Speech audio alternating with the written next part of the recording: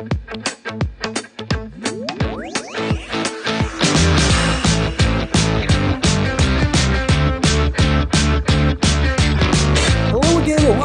the What Everybody podcast. We have a fun episode ahead as we touch base on some of the funnier things we've seen this week, and we have a special guest again all the way from England, drummer Stephen Jackson from the Chris Holmes Mean Man Band and Heartbreak Remedy. So let's not waste any time. Let's get down to it. Ladies and gentlemen, Ryan and Jonny!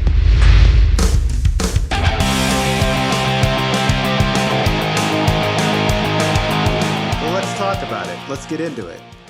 We're gonna. So Ryan, I see you changed the logo on me. I changed the logo. We're starting off already talking about the visuals. I know we're on a podcast and the majority of people are listening to this, but you know, what a waste of time, don't you think?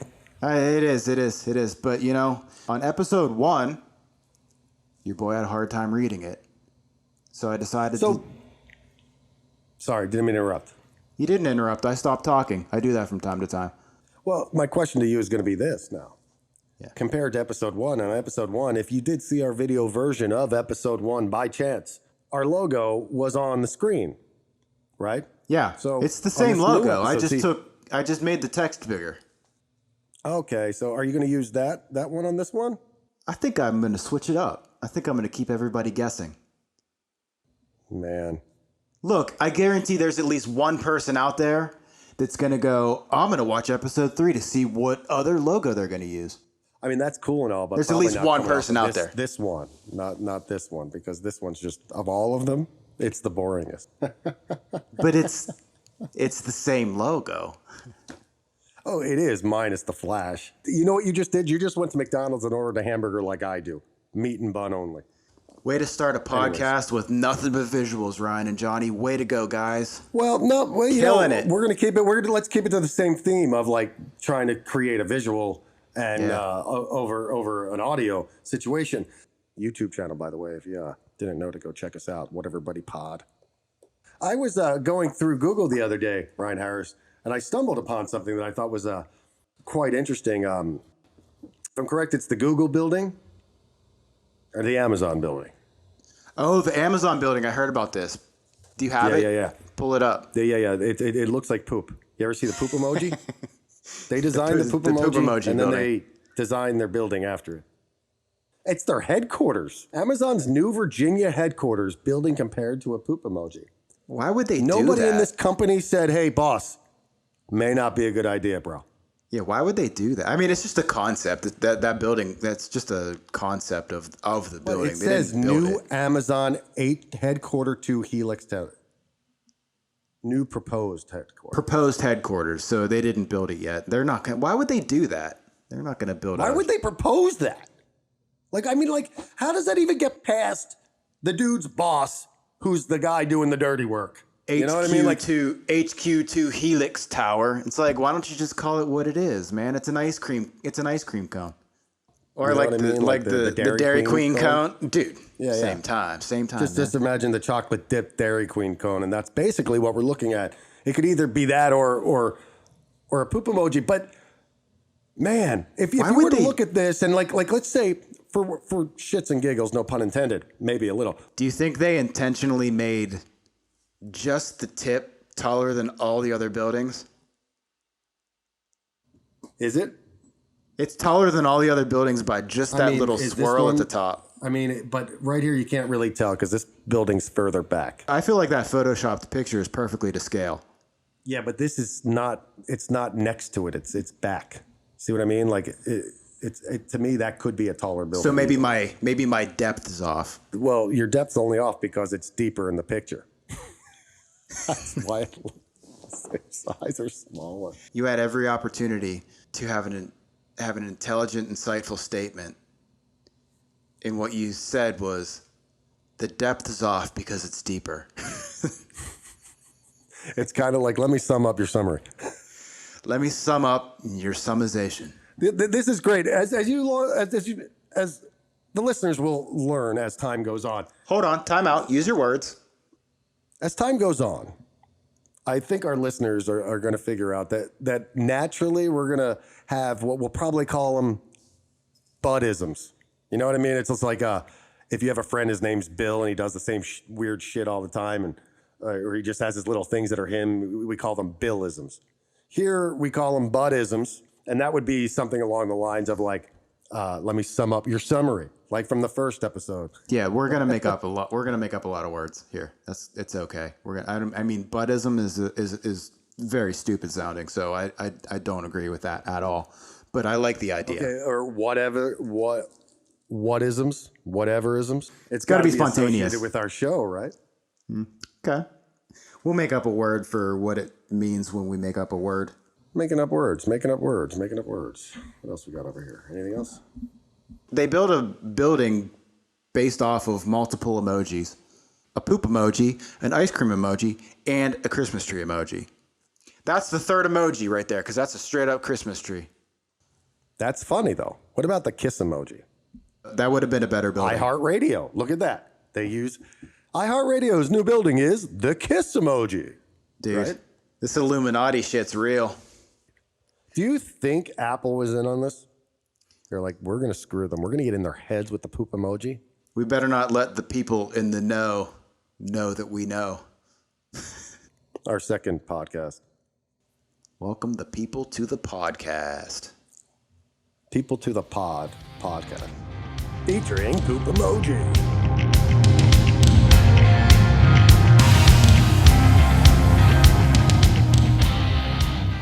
Did you ever find out if there was any truth to the guy that streaked at the Super Bowl?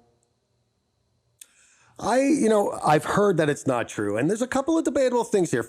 So the story is that the guy bet $50,000 of his own money that there would be a streaker at the Super Bowl, and then he streaked himself at the Super Bowl, and in turn won $375,000 or $374,000, I think it was. So that's what they say. We don't even know if the story's true.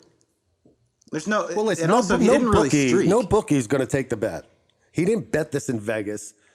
That's a bookie bet, and no bookie's going to. And even so, even if the bookie did take the bet, he was wearing underwear. So was it? Yeah, he didn't even streak.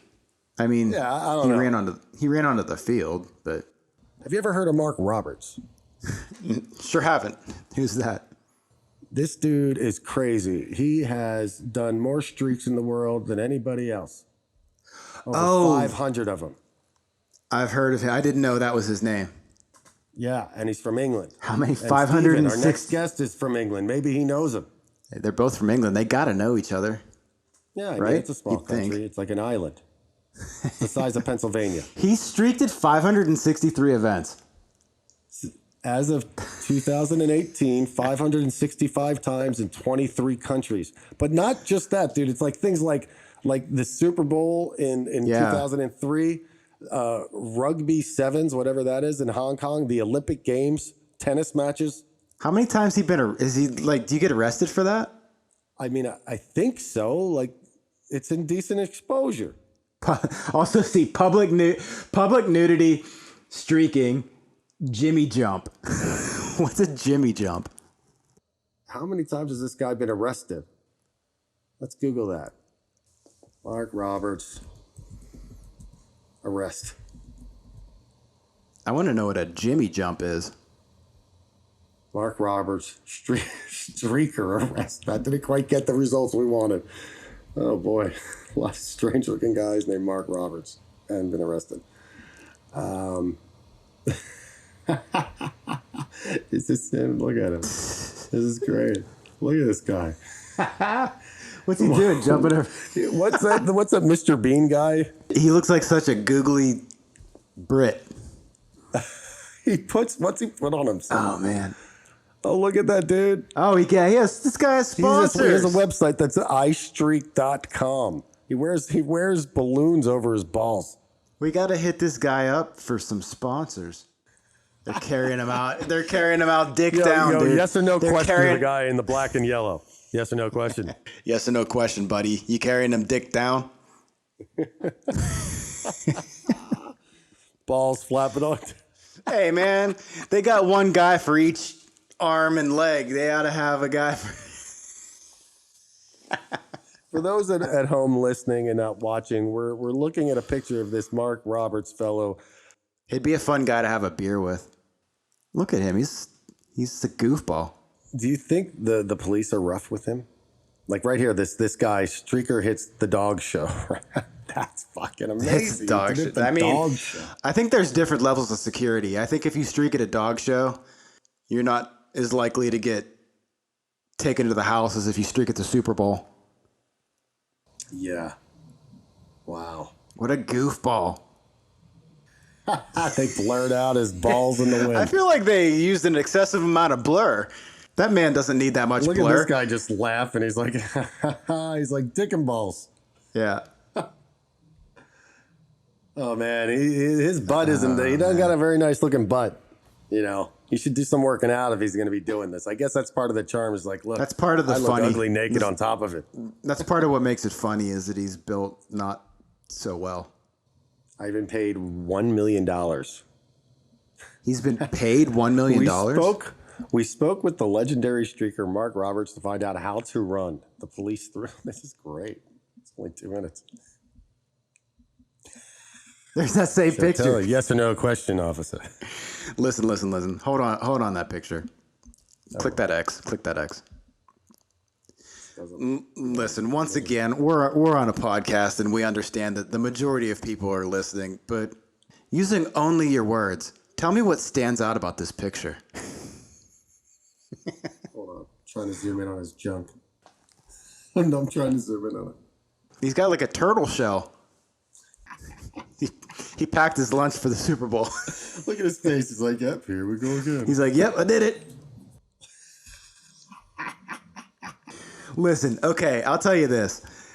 Streaking may be frowned upon, and it may result in police action, but there is not one person in that crowd frowning.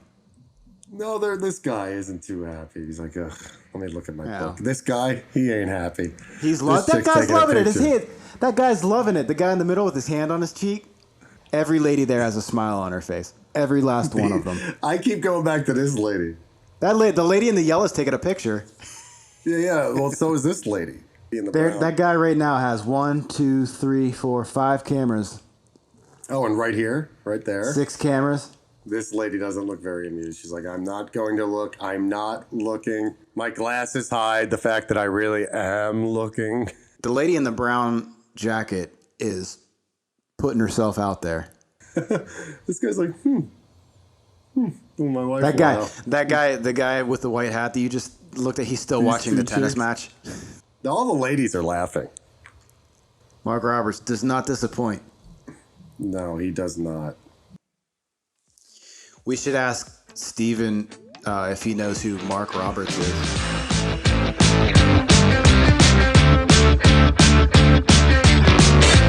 He's coming in hot. He is coming in fast, all the way from England. What part of England, I'm not quite sure, but it is somewhere over in England. He is a drummer extraordinaire, Steven Jackson.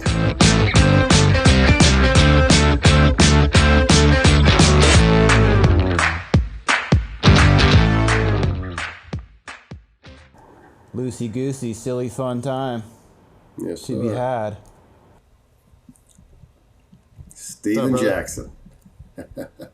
Hey, Steve. How are you, buddy? Very good. How are you? I'm wonderful. What's been going on, man, though? Before we jump too hard into it, how are you? Are you doing well? Things are good. This last year's been absolutely insane. The pandemic. I know that you were ready to go out on tour to Canada right before this happened, and you know, things have gotten nuts. So you doing good? The family's good? Everybody's healthy? Yeah, everyone's keeping all right. We've been in and out of lockdown since March last year, really. So we had another one that's kind of coming to an end. There's still some restrictions in place, but they've opened up bars without outdoor seating now. So I hear June 21st is the day, which happens, just for the record, happens to be my birthday. Just everybody, right? So you know. So Steven, so I met you playing in Heartbreak Remedy. Yeah. And that was Trillions. I remember that show. It was great. Little fun fact that you don't know, Steven. That tour started with me being on tour with Warner Drive for the first 2 weeks of that month in Europe. Right. Those guys flew home. Bulls and Octane flew in, and then I went another 2.5 with them. With that being said, you also play with Chris Holmes from the band Wasp. Yeah. Now, he's from LA. He lives in France. You live in England. How the hell did you end up in that band? So some friends of mine from they used to live in London, but they relocated to Scarborough now, have a band called Alexa Destrange. I'd seen them a few times in Newcastle in different venues, and they were doing a tour with Chris and just said, do you fancy touring with us? It was 16 gigs in 17 days. So it was kind of pretty intense around the UK supporting Chris. Oh, okay. Killer. So you were the opening band for Chris's band. Yeah. So we spent a lot of time together, and we were traveling around in cars, and a couple of journeys Chris came with me. And so we got on really well. He played me some of his new music and stuff that we're still trying to work on. And then at the end of that tour, he went over to Scandinavia and his drummer left. And then Chris messaged me and said, would you fancy playing? So I was like, yeah, okay. The audition was kind of on the road for Chris. That's the type of tour that, like, seriously, after day 6, you're like, man, I love playing rock and roll, but I really love to sleep too. Yeah, that's a sprint. No, it was a long slog. I have this thing with touring where, like, one of my favorite things about touring, and I've mentioned this before, is getting home and being done with it. And then now I have this experience that I'm proud of, but, like, I can sleep in my own bed. There's an accomplishment feeling. Like, if you would ask me, hey, tomorrow, do you want to leave for 17 days and play 16 shows? It's like, oh, it's intense. But then whenever I get back, I'm going to be like, so glad I did that. See, my reaction would be different. My reaction would be like, yeah, that's awesome. And then I'd get into it, and I'm like, oh, God, you mean we got 300 miles tonight, 200 miles tomorrow? And then day 15, you get into the groove of things, and then you go home. Right. Yeah, exactly. Yeah. One of the longest drives we did, we played in, I think it was Dundee in Scotland. It was the most northern gig we did. And then the next night we're in Northampton, which is just north of London. Yeah. Did that whole trek in one day. It took us about 9 hours. It was the hottest day of the year. It was quite intense, to be honest. But do you remember the very first song you learned for the Chris Holmes band? I think the first one was probably Love Machine, playing around at home. Hello, that would be my favorite Wasp song to play, I think, particularly being a drummer, I think. Yeah, it's a great song, but I think Wasp had a load of great songs, to be honest, and it's like there's a few that we only learned did a couple of shows in 2020 actually, and we went over to France. We rehearsed a couple of days. We did Hellion and The Torture Never Stops. Wow. So we were doing a couple of shows where it was mostly Wasp stuff. Have you guys ever done a show like where it's like we're just doing the first and second Wasp albums and that's it, or anything like that? No, not yet. There was a couple penned in to do just Chris playing Wasp stuff. Oh, cool. But a lot of the time, like, Chris enjoys playing some of the stuff he's written since. So basically, a show with Chris, we play maybe 5 or 6 Wasp songs, some of his own stuff, and then at the end he's just kind of like, let's have a jam and play some covers. Well, that's cool. Chris, he loves playing. He loves the enjoyment of music, and he loves listening to music. Like when we were on the road, he just puts headphones in and just plays his music on a little recorder, and just kind of like, he's happy. He always tells stories about back in the day when they were touring and everything, and there'd be like fans around, and he'd just kind of go, right, I'm just going to go and see these, and he'd just go and stand talking to people and spending time with them and signing things for them and just giving them that all-round experience. So now when we play, he still goes he comes out after the show, like literally gets a towel around his head, changes his top, and he's out to speak to people and just kind of make that experience for the fans that are coming to the gigs. So you've been the drummer now for a little while. Yeah. Now, Are you the drummer for all of his shows, or just like UK, Europe, or is it? I'm pretty much doing all of them. Yeah. Right now. There was potential of having to do like a split thing when we did the Canada shows because of other reasons and my commitments. But then we worked it all out, and I was going to do them all. Canada's amazing. I don't know if you've ever been there, but man, what a great country. Great country. I did a stopover in Toronto airport for about 5 hours coming back from LA one time, and I enjoyed it. I just got pissed on the way. So no, I was looking forward to it because I'd basically planned the route and just kind of went, right, what do I want to see along the way? Because we had a few days off here and there. Is that tour rescheduled now that the pandemic seems to be coming somewhat to a close? Yeah, they're working on it. I think it's going to be spring 2022. That's crazy. We did look to organise it again this year, but then when everything started kind of continuing, it was kind of like just put it back till the year after. And Steve, I thought you'd be a good guy to talk to about this because you and I are drummers. Ryan, do you want to share with Steven what we talked about in our first episode? In our last episode, Jonny and I had a conversation about sharing drum stools. Now, I'm very adamant about this. I don't play drums, but I'm very adamant about this. I will never sit on a used drum stool, ever. I won't ever sit on one. What are your thoughts on sharing drum stools? I don't like people using mine, and Jonny will know why, because he's used mine a few times. So I've got a drum stool called, it's a Porter and Davies system. So basically, you put a line in from the bass drum mic into that. It gets a line out, plugs into the seat, and then you just get the bass thump. So it's like a tactile monitor, so you feel the bass drum and you can hear it. And I think it's one of the best inventions I've ever seen. I rave about this drum stool. I've only used it twice with Steven, 3 times with Steven. I think it was the Heartbreak Remedy show at Trillions. I used it. I think I used it at Manchester's and Satan's Hollow, and I used it at Call of the Wild Festival. Yeah, it's like you almost don't need a monitor on stage when you have that. So from a guitar player's point of view, it would be essentially giving me the feeling of like a bigger sound on stage. You feel it in your ass. The one thing you can never really hear when you're playing drums is the bass drum. It always just gets lost, and with that, it's just, you can have it down real low, and you just get that thud. Yeah. And yeah, it's kind of weird. It comes up in your ass, but. So that would make me wonder that people probably ask you more than normal to borrow. Yeah, well, basically, I only let people I know quite well. And they have to put a towel down, right? They have to put a towel down. Yeah. Always got a towel down, yeah. We got to talking because Ryan once smelled my drum stool, and God bless him for even putting his face anywhere near that thing. But that makes it sound very intentional. I was carrying it somewhere, and I was like, "What is that waft?" Oh my! And I was like, "Yeah." I'm he never, says it wasn't intentional, time. ladies and gentlemen. I don't buy any of that. What does Johnny's ass smell like? Well, I'll tell you what. It smelled. It was about that far from me, and I smelled it, so you get the idea.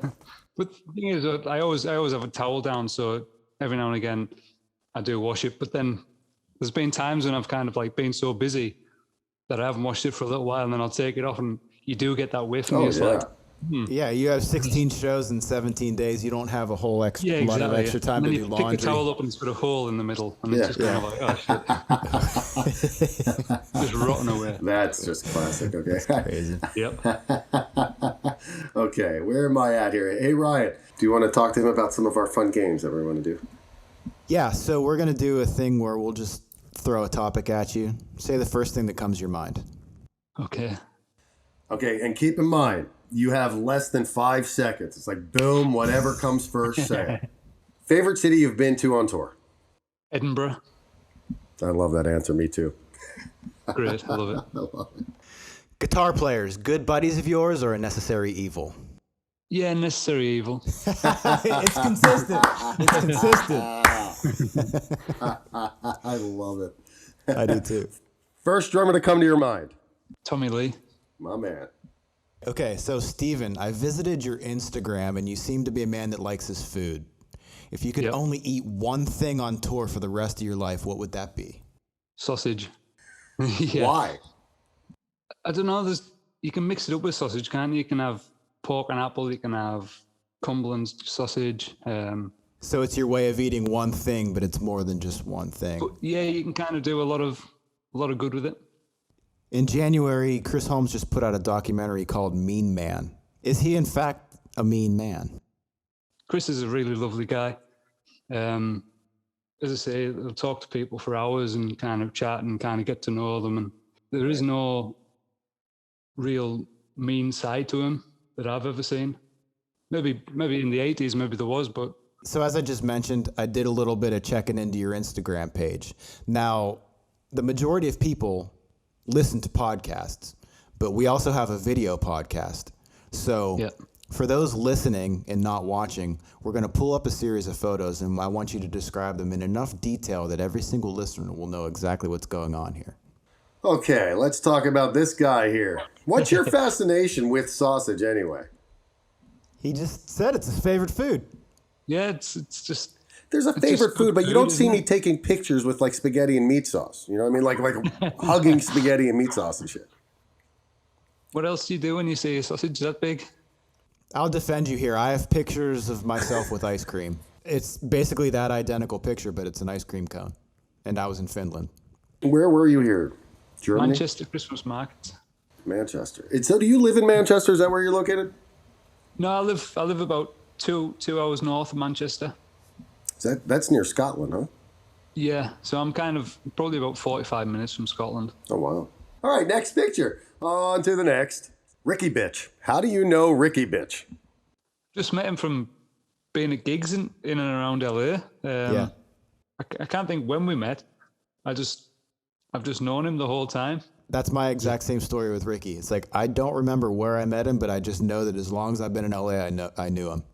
No, I just see him everywhere. I'm like, we've hung out and everything like that, and he's driven us home a couple of times after gigs and everything. Yeah, he's a great guy. He's a great guy. He's driven you home. That's the craziest dude. I went with him one night to Hollywood, to the Rainbow, and man, I vowed to myself after that I would never let Ricky drive me anywhere, not because he was a bad driver, but it turned into like the Hollywood rock star tour of the hills and the houses, where I was just like, I really like. I've had a similar thing. Yeah, of course you did. Ricky introduced Warner Drive a couple of times on stage at the Roxy. Right. I love Ricky Bitch, though. He's one of my faves. Great, isn't he? Yeah, he's a good kid. I want to have him on the podcast and talk about his tattoos, because he's got everybody on it. Everybody. On his body. I think, Ryan, you may be on there. Really? For sure. That would be very cool. And now tell us, what the hell is going on? Please explain what we're looking at. Well, first describe the picture. You got it in detail, bro. Let's not leave anything out here. Yeah, I have a bit of a fascination of not wearing many clothes. I'm actually right now. I'm just wearing this T-shirt for effect. But nice. Yeah, so like at the end of most tours, it seems at the minute I've taken photos naked, but this one was just kind of out the window upstairs in the. For those of you who don't realize what we are looking at Steven, who is standing there buck naked. Granted, we're only looking at this ass, which is obviously the reason why he got the Chris Holmes gig. But on the other side, if you happen to be standing in the shop across the street, you're looking up and you're getting a show. In his defense, he's wearing a headband, so he's not completely naked. Yeah, exactly. I couldn't be so disrespectful. You can't do that. All right. So, Steven, tell us about some of the stuff you got coming up and what's on the horizon for Mr. Jackson. Yeah, so we're going to go back in the studio at the the middle of May, I think it is, with Heartbreak. Mm-hmm. Things have just been on hold, really, with that. Sure. So we're going to go back in middle of May. Oh, good. Try and see if we can get a few things finished off. Nice. And then take it from there, really. Yeah, and then I'm going to be recording with Chris at some point. I'll probably record in the UK and then send it over. Because I don't think there's going to be much chance of foreign travel to go over to France to record. I've noticed you've got a few endorsements. You've got Bandix. Is that the name of the drumsticks? Balbex. Tell me a little bit about Balbex. So they're based in Czech Republic, and for me, they're the most durable drumsticks I've used. Oh, nice. Great company, and I think they're just starting to branch out a bit further afield. I think they're going to do a couple of drum shows later this year in the UK. So, what other endorsements you working these days? So I've got one with Natal drums. Now they're made by Marshall, right? Yeah, same company as Marshall. Yeah. Nice. I played it. The first time I ever played it was Sweden Rock when we did that in 16, and that was like the backline kit. I actually remember hitting them up trying to get an endorsement afterwards. I liked them that much. Yeah, no, the great kits, really are. And they've got some top players on the books now.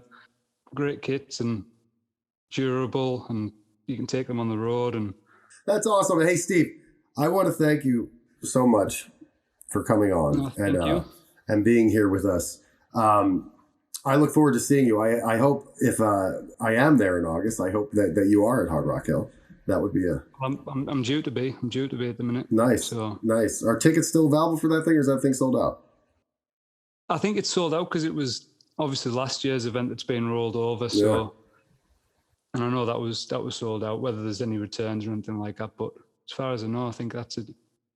Dude, I'll tell you what I don't look forward to is getting on that 10-hour flight over to England and needing to wear a mask the entire time. It'll drive me insane for no other reason than like just feeling claustrophobic after hours. But it'll be worth it once you get there, won't it? Yeah, because then I'll just have to wear look at the greater good, my man. Yeah, no, absolutely.